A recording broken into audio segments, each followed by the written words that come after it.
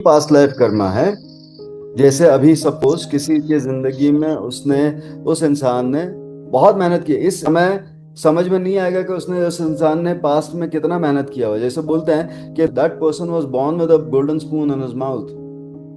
Why was he born with a golden spoon और a silver spoon in his mouth? Because he deserve to get that golden spoon.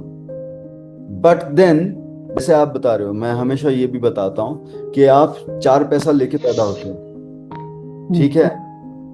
कुछ लोग जो so called silver spoon लेके पैदा होते हैं, चार पैसा खत्म कर जाते हैं, अच्छा अच्छा जीते हैं, सारी चीजें सिर्फ उसी तरीके से जीते हैं जहां पे प्लेजर सीख करके चले जाएं।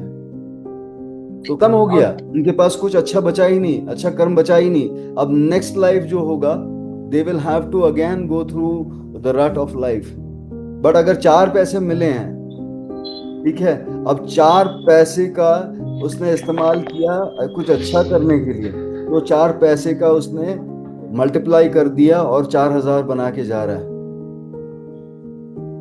तो आपके पास जो जितना जो भी मिला है, उसमें आप किस तरीके से अच्छे पुण्य कर्म कमा सकते हो, उसके बारे में सोचिए। और एक चीज, किसी और को किस तरीके की जिंदगी मिल रही है, उससे हमारा कोई लेना देना नहीं है। वो हमारे करीबी भी हो सकते हैं, वो हमारे फैमिली में हो सकते हैं, ऐसा भी हो भाई ट्विंस हैं, और एक है जो बहुत मेहनती है और बहुत डिसिप्लिन्ड है, सब कुछ है, लेकिन उसको कुछ नहीं मिलता है। और दूसरा जो है बहुत शरारती और बहुत उधम मचाता रहता है और बहुत प्लेजर सीकिंग है और सिर्फ सिर्फ अय्याशी कर रहा है, लेकिन उसको सब कुछ मिलता है। तो जिसको नहीं मिल रहा है और वो फिर भी लगा हुआ है, अपना साधना समझ के जिंदगी को निभा रहा है, तो it is the most beautiful thing to do. कुछ भी करो आप अवेयरनेस में करो, अवेयरनेस को कर्म, अवेयरनेस पे कर्म नहीं चढ़ता।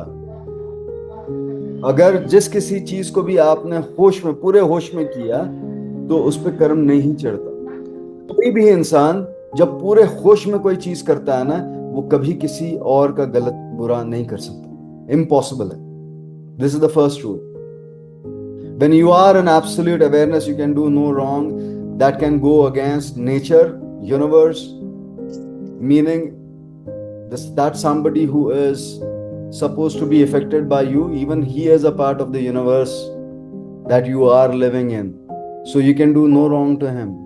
But then, अब इसको अच्छे से समझें। कोई है जो बहुत बहुत ज्यादा सेडिस्टिक है, ठीक है, बहुत ज्यादा दूसरों को तकलीफ देता है, आपको भी तकलीफ दे रहा है, ठीक है, और बहुत तकलीफ दिए जा रहा है। अब अगर आप अवेयरनेस में रहोगे, ये कहीं पे ये पलड़ा कभी नहीं तो कभी भारी पड़ जाता है, और रिएक्शन में जितना उसने दिया उससे ज्यादा दे देते हैं हम। जैसे उस इंसान को अगर दो चांटे लगाने हैं, तो दो चांटे के बजाय बेहोशी में आप पांच चांटे लगा दोगे, लेकिन होश में रहोगे तो दो चांटे के बाद आपका मन नहीं करेगा उसको मारो। You will drop it.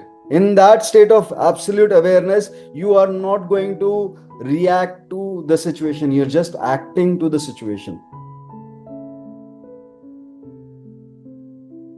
Okay, so everything is purely karmic that is happening in your life, and that will happen in your life.